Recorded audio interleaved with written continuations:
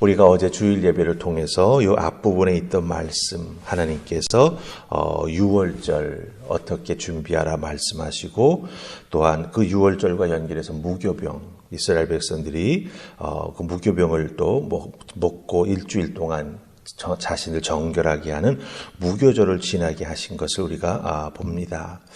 그렇게 첫 6월절을 딱 지내고 났더니 하나님께서 정말로 어떻게 하십니까? 오늘 말씀에 보니까 10번째 재앙을 그대로 하나님께서 이루시는 것을 보게 됩니다. 하나님은 우리 인간과 같지 아니하시기에 하나님께서 한 번 하신 말씀은 꼭 이루시죠. 그 하나님의 말씀을 이루신다라고 하는 면에 있어서는 그 하나님의 신실하심은 정말 이 세상의 그 어떤 것과도 비교할 수 없는 하나님의 가장 큰 특징 중에 하나가 이 말씀하신 것은 꼭 이루신다라고 하는 거예요. 오늘 말씀 보니까 10번째 재앙을 통해서 장자, 사람에게 태어난 첫째 아이는 다 하나님께서 그 생명을, 특별히 애굽 사람들이 바로가 하나님 앞에 완악했고 이스라엘 백성들에 대해서 정말 완악하게 되었던 것에 대한 대가를 치르게 하시죠.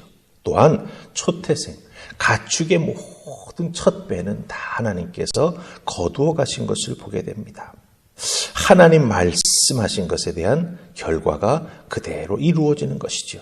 특별히 바로가 하나님의 말씀과 모세의 그 기적 행하는 모습을 보고 재앙의 모습을 보면서 처음에는 고개를 끄덕이고 들을 것 같고 동의해 줄 것 같다가 한번 생각해 보는 거죠.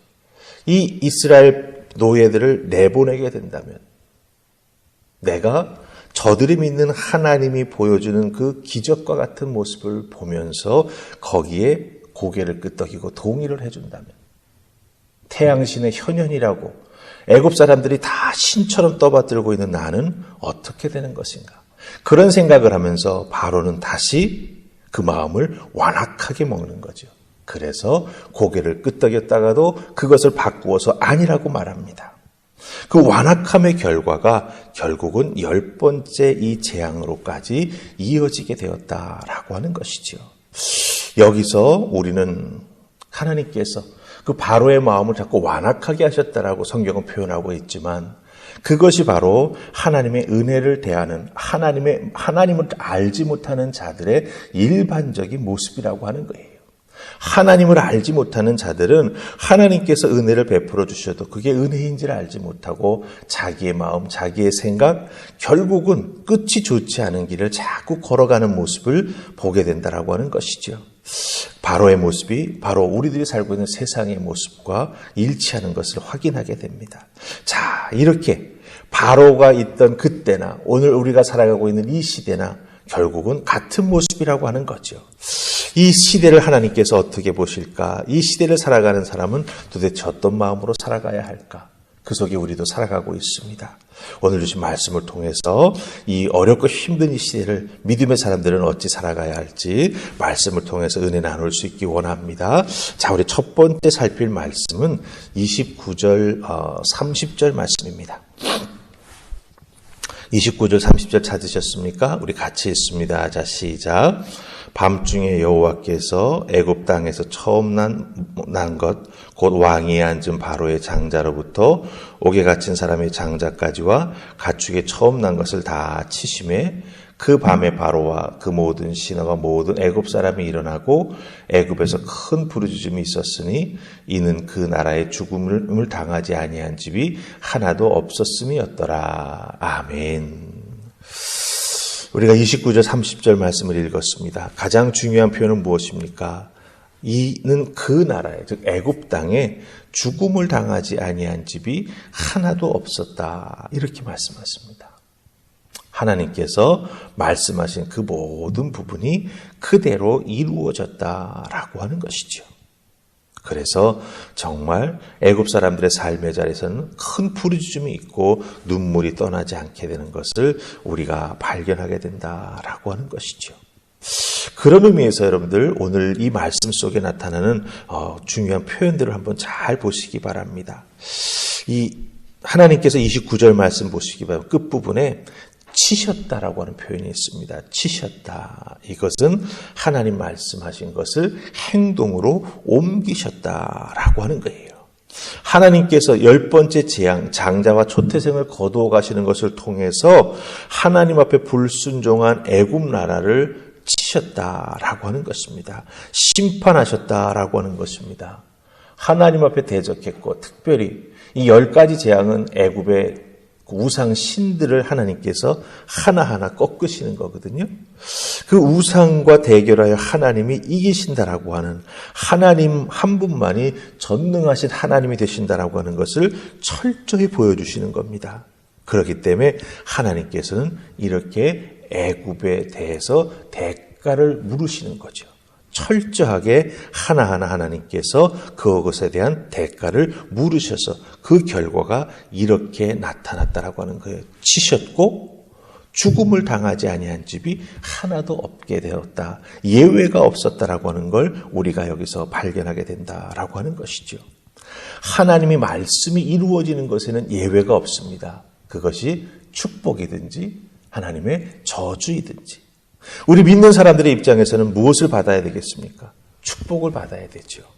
하나님의 말씀하신 바는 꼭 이루어진다라고 하는 것을 우리는 기억해야 된다라고 하는 거예요. 근데 여러분들 30절 말씀에 보면 이렇게 하나님께서 그들을 애굽 백성들을 치게 되니까 30절 끝부분 중간에 살짝 넘어가면서 보면은 애굽에 무엇이 있다 이렇게 표현하고 있죠. 큰 부르짖음이 있었다 이렇게 말하는 것을 보게 됩니다.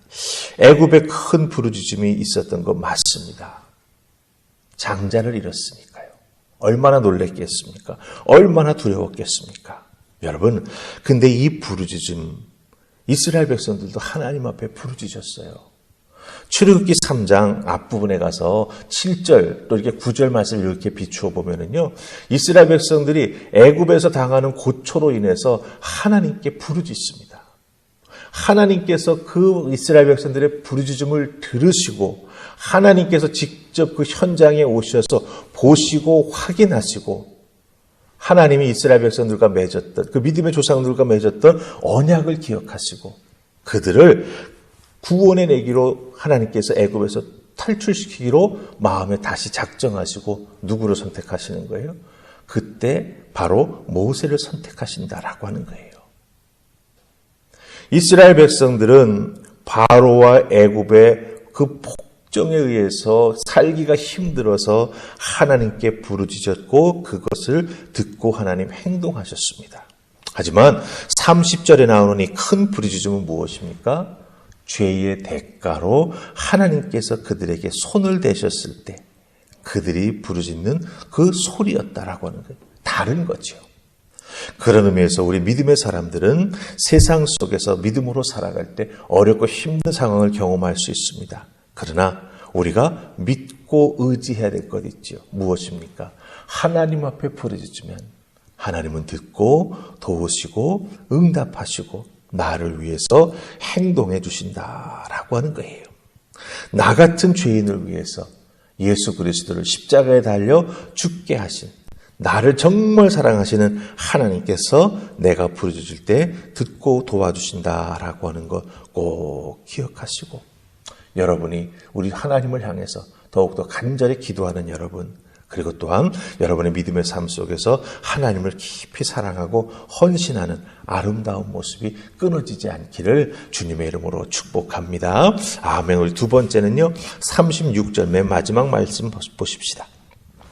찾으셨습니까? 같이 있습니다. 자, 시작.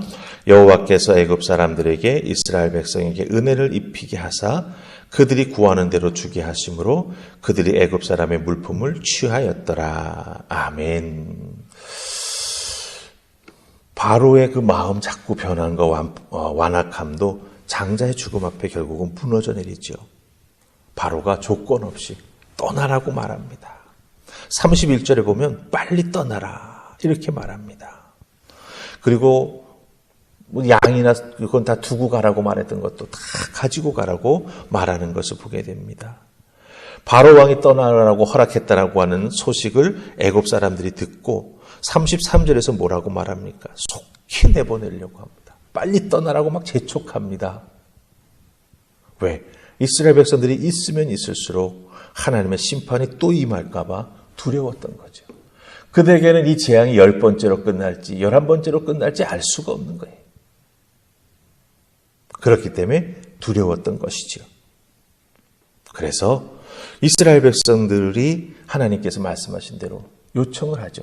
내가 너희들 땅에서 노예로 지내왔다.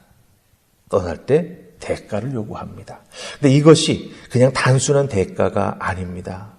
노예 생활을 한 것에 대한 정당한 보상을 하나님께서 받게 해주시고 결국은 이것을 통해서 하나님 앞에 필요한 성막이라든지 이런 것들을 다 만들게 하시는 것을 우리가 보게 된다라고 하는 것이죠. 하나님 앞에 순종하고 하나님 앞에 실망하지 아니하고 믿음을 지킨 자들, 그 자들에 대한 하나님의 은혜가, 하나님의 돌보심이 여기에 나타나고 있는 것을 우리가 발견하게 된다라고 하는 겁니다. 기억하십시다. 우리들의 삶에 있어서 일어나는 작은 일까지도 하나님께서는 계획하시고 섭리하시고 그것을 통해서 우리가 깨닫기를 원하시며 모든 것을 이루어 가시고 계신다라고 하는 것입니다. 우리들의 삶에 좋을 때도 있고 어렵고 힘들 때도 있죠. 그러나 그 모든 것은 하나님의 은혜 가운데 이끌어져 나아가고 있음을 꼭 기억하시기를 바랍니다. 그 은혜가 우리와 함께하기에 우리의 매일매일의 삶은 어떻습니까? 살아갈만 합니다. 하나님의 은혜가 있기에 높고 깊은 파도도 넘어갈 수 있습니다. 이겨낼 수 있습니다. 그런 의미에서 하나님께서 오늘 내가 간구할 때 하나님 앞에 간절히 매달릴 때 들어주시고 나의 삶 속에서 꼭 필요한 것을 공급해 주신다라고 하는 분명한 믿음 가지시고 오늘 이 새벽도 하나님 앞에 무릎 꿇는 여러분들 되시기를 주님의 이름으로 축복합니다. 아멘. 우리 기도하십시다. 좋으신 하나님 은혜 감사합니다. 오늘도 이 새벽 저희들을 주의 손으로 부르셔서 하나님께서 말씀하신 10번째 재앙, 애굽 사람들에게는 재앙이지만 이스라엘 백성들에게는 하나님의 구원의 은혜입니다. 하나님이 문설주와 문지방에 발라져 있는 피를 보시고 넘어가시는 그 은혜, 그 은혜가 있기에 이스라엘 백성은 애굽을 떠날 수가 있었고 그 은혜가 있었기에 하나님의 백성들은 하나님의 자녀되며 예배자로 살아갈 수 있는 놀라운 은혜를 덧입습니다. 기억하게 하옵소서. 하나님의 은혜만이 나를 살리고 나를 지키고 나를 축복할 수 있음을. 그래서 오늘도 더욱더 하나님 앞에 그 은혜를 구하는 우리 모두가 되기를 간절히 소원하는 여러분들 되시기를 바랍니다. 하나님 앞에 더욱더 간절한 새벽이 될 수 있기를 우리 성령님 도와주시기를 바라는 여러분 모두가 되기를 바라며 예수님 이름으로 기도하옵나이다. 아멘.